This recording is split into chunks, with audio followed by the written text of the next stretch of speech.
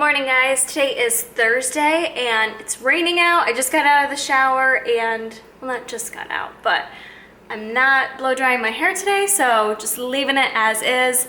Thought I'd just show you real quick what meals I'm taking to work with me because people often like to ask that question. This one is oat bran mixed with some egg whites, a little bit of protein powder, strawberries, and a little bit of nut butter on top. That'll be my breakfast. I have one of these limited time debuts in July pumpkin pie Greek yogurts. I love that. So that's coming with me.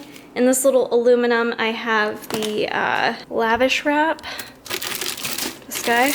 I've got half a lavish wrap in there with some natural turkey and honey mustard. And then I've just got beef, organic grass-fed beef in here with ketchup. I've actually got 2 of those because we didn't have any chicken cooked. So those are gonna be like my main proteins. Huge, hefty container. I mean, basically I'll probably eat half of this. I'll eat the beef with half of this for one meal and then the same for the other. Looks disgusting, but it's butternut squash rice with mixed veggies. And then I also have some reduced fat whipped cream cheese in there. So when you heat it up, it gets all like melty and creamy and delicious. So that's all my food that I'm gonna take with me. I didn't put it in MyFitnessPal yet, so I'm not really sure where that puts me for macros, but yesterday went really well with macros. I felt really motivated yesterday to just kind of like eat healthier and feel good. Those are my meals that I'm taking to work. I'm gonna head out and I'll see you later. Here's one of the reasons why I wanted to plan a vacation in July with Jason, because the weather has been like this, I kid you not, all summer. It's just been rainy and gloomy, and you know, when you live in a state that has winter like 7 months out of the year, we look forward to our summer, so vacation was much needed. I used a lip plumper. Hopefully it looks like I got lip injections. It's kind of tingly though. Anyways, guys, the workday is over and I'm now sitting at the gym, and I saw an email come through today for those of you that are interested in like free, like updated, I don't know, wellness news and things like that. I'm subscribed to, it's called Smart Brief. It's just like a free thing that comes through, and I like it because it'll share like different new topics and nutrition. Not necessarily always research based, like it's not research articles, but it just kind of shares with you trending topics. And one of the articles that came through today, the headline was RDs or dietitians agree that counting macros is preferred or better than counting calories. So I just thought that would be a good topic to discuss because it's still something that I think gets talked about a lot, and I don't necessarily think one way is wrong. I always feel it has to be individualized to the person and their lifestyle, what they're willing to do, what they're willing to work on. However, I am of the approach of tracking your macronutrients, and I kind of wanted to go through a few things that they touched on in the article. You guys can check it out. It was on Men's Fitness, I believe. So like I said, not a research-based study. It's just opinions of dietitians and other people. But so it's interesting to me because I did a weight management certification program, which now was many years ago. I think it was 2012, 2010. I don't know. It was a while ago. So things have been changed since then. Our thought processes have changed. But at the time, part of the weight management program discussed that it's about calories in versus calories out, right? You've heard it time and time again. Now, this program that I took was to help people lose weight. So I actually have a certification in adult weight management, which is something a lot of Instagram coaches don't have. Just a sidebar for a second there. But anyways, a lot of the research they did, just, you know, a lot of the studies showed it did not matter what the macronutrient distribution was to help folks lose weight. Counting calories, yes, it can help you lose weight, absolutely. But if you are someone that has more specific goals, so if you're someone that has set physique goals, then that is where the macronutrient distribution is really going to make a difference. And obviously other things are going to play a difference there too, versus just looking at your total calories. So looking at your macronutrient distribution is going to make a difference. Looking at your training style, what you're doing in the gym, your volume of training, the types of workouts you're doing, that is going to dictate your appearance. And also the types of foods you're eating will make a difference. So regardless of macronutrient distribution, you may find that you look different based on eating different foods. I mean, it really makes sense, right? So sometimes these are the things that we haven't paid attention to. So if you're just counting calories, you may be missing a lot of really good, useful information. So that's why I recommend everyone count their macros for a set period of time. Not saying you have to do it forever, but if I'm working with someone that wants to lose weight, I feel like that's the best starting point for you. So that's my advice to anyone that does not have the ability to hire a coach or see a dietitian. Then there are ways that you can set up your own macros easily and have kind of a baseline to start from in terms of starting your own weight loss program. So very easily can be done as long as you have a smartphone, which most people do, or even if you have a tablet or whatever, where you can download apps. There's plenty of apps out there. I like MyFitnessPal. I know Jason likes Fat Secret. There's a lot of different apps out there that you can use to track what you're eating. So that's the first step, is you do need to have an app for that. I do want to mention again that the great benefit about tracking macros versus just counting calories is it really allows you to see how you're responding to different foods and a different breakdown of foods. So you're able to not just look at sitting down and eating 200 calories worth of something and seeing how it impacts you. You're looking at how 200 calories of something that's maybe a bit more balanced. Instead of just having 200 calories coming from carbohydrates like a big bowl of rice, maybe you have 200 calories and it comes in a combination of carbs, protein, and fat. And then you're able to notice from there that you felt fuller longer, your energy was better, maybe your mood was better, you didn't get hungry as quickly, maybe your performance in the gym was better afterwards. There's all these things that you're able to take better attention to with knowing what macronutrient distribution you're consuming. And once you get the hang of it and you do it for a while and you're following your macros, that's when you can really fine tune and be more particular about how you're spreading out your macros, what macronutrient distributions work best for you, for the whole day and for meals, per meal. I respond better to a good combination of fats, carbs, and protein. So I know that about myself. I've learned that my body responds well to having a higher fat meal at breakfast. And that's not the same for everyone. Some people do better with a higher fat meal at the end of the night. I find if I do a higher fat meal with breakfast, I'm satiated much longer, my energy is better, my focus is better when I'm at work, and all these things that I've been able to learn through tracking macros. So that's one great benefit to it.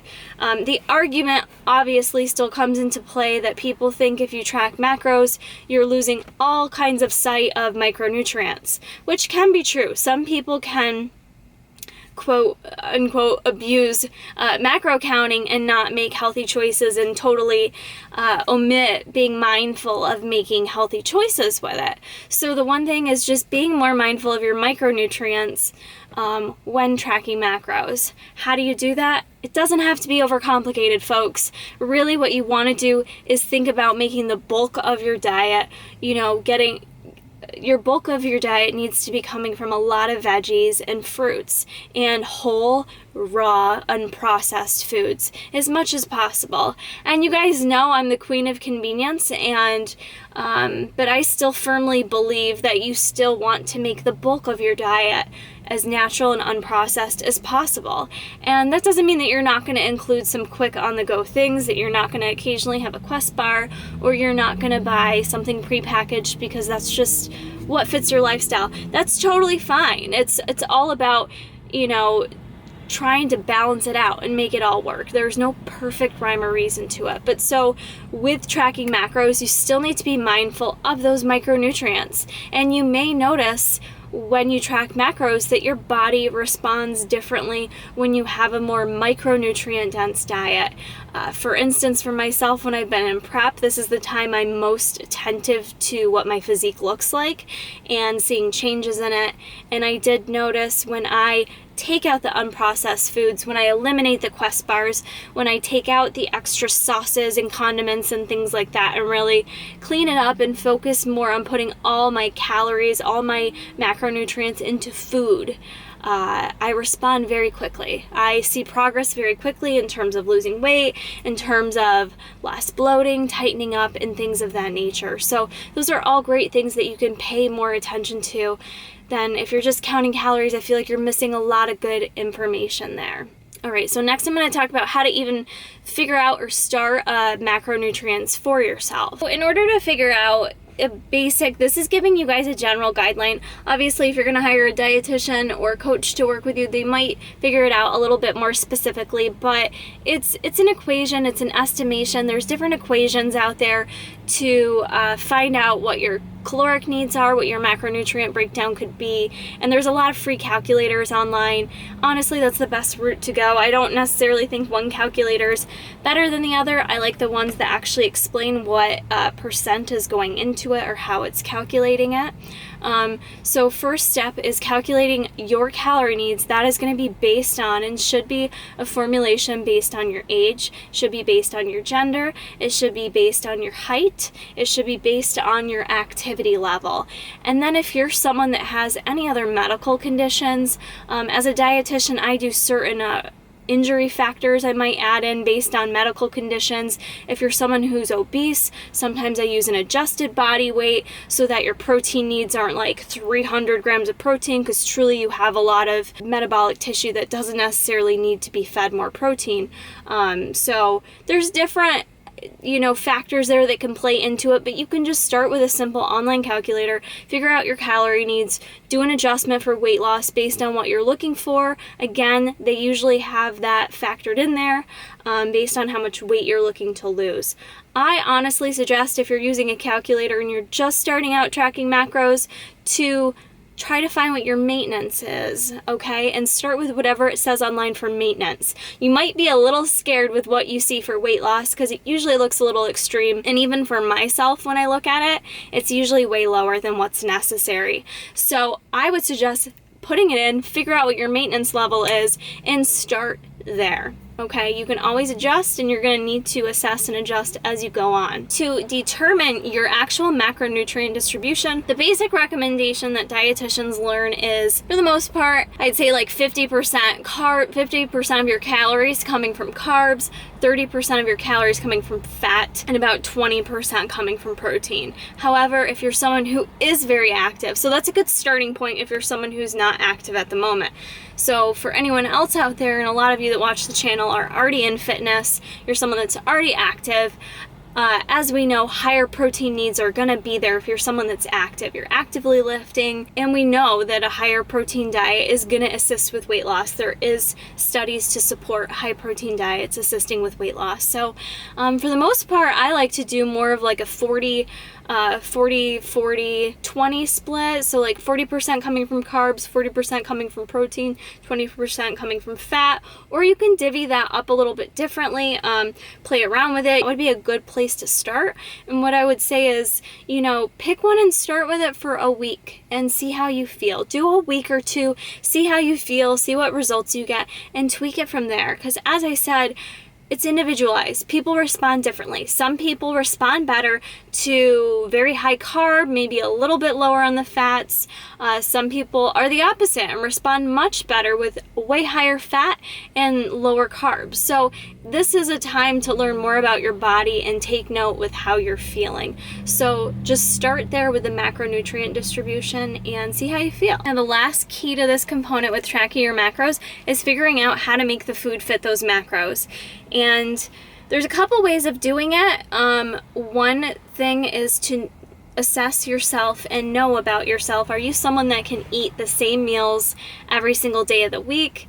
If you're someone that goes to work Monday through Friday, do you prefer to have kind of those set meals to take to work with you to eat during the workday? If so, that makes it kind of easy. Figure out your staple meals, enter those in, and then maybe work around it for your dinner meal. That's one way of doing it. If you're someone that's okay with eating the same every day, play around with the numbers and figure out a meal plan that sounds really good to you. Figure out foods that you like. Figure out what proteins, carbs, and fats are your favorite, that are nutrient dense, that are whole foods. You know, think about all those things, create a list for yourself, and come up with a set meal plan if that makes it easier. You can meal plan within macros.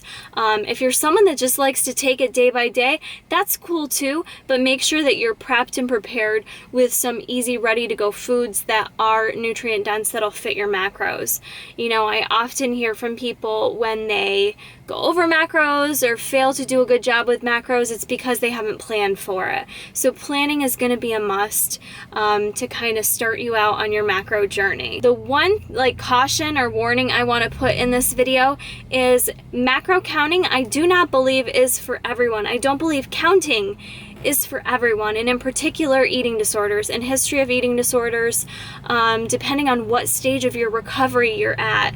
You know, an eating disorder is just like alcoholism. It's something that, you know, you're on the spectrum of recovery. It's not something you ever are fully, it doesn't ever leave you. It's part of you for life. And so if there's someone who has a history there with obsession, with numbers, with food, with body weight, that would be someone I would want to handle much differently. So I'm not saying in this video that that has to be the end all be all. I'm also not saying you have to track for life. I just want to throw this out there for folks that are trying to get started with weight loss, who can't afford a coach. Hopefully these tips help you on where to begin. I often get people coming to me and they give me very little information about what their eating habits, what their lifestyle, what their stressors are, what, you know, their family life, all these things in life. It's not just the food, it's everything. Your relationships, your work. It all impacts your health. It all impacts your body weight. So if someone comes to me and just wants me to hand them a plan, I can't do that. I can't do that. As a client, you have to be ready to give as much as the coach or the dietitian is willing to give. You know, I can only give you so much if you only give me so much. So you have to be ready and willing to share that information and be prepared to deal with that individualized approach of what behaviors you have in your life. So a lot of people come to me and just want me to hand them a plan without giving me any information about themselves. I can't do that. There is no magic wand, you guys. It's about finding what works for the individual. It's, you know, there's some approaches out there that work great. Macro counting is one of them. But to make it work for you, you really need to look at your lifestyle. And you need to at least start with finding out, you know, what areas you want to improve on. You know, people have these giant weight loss goals, you know, that come to me. I want to lose 30 to 40 pounds and lose sight of those mini little action type goals that really we need to be focusing more on. So you want to lose 30 pounds, great, but how are you going to get there? What are some smaller goals, behavioral goals that you're going to implement that are going to get you to that larger end goal? Okay, so these are just some dietitian tips for you guys on macro counting. All right, guys, those were just some of my tips for you. Please share this video with anyone you know who's trying to get started out in fitness, who's struggling with weight loss goals right now. Please share this video and let them know that these are just some basic guidelines to help them out. You know, sometimes it's really hard to get started. It's hard to ask for help. People feel embarrassed or ashamed. So, you know, please share this with others that will find it helpful. And I hope you guys enjoyed this video. Vlogging from the car. I'm actually going to end it here because it's 6:15 and I'm going to go in and get a run. I'm excited tonight to run because I haven't really had a good run in a while. So I'm going to go get in a good run and head home. I hope you guys enjoyed this video. Make sure you're subscribed to see all the future videos, and I'm going to try to stay on a roll here and keep bringing you videos.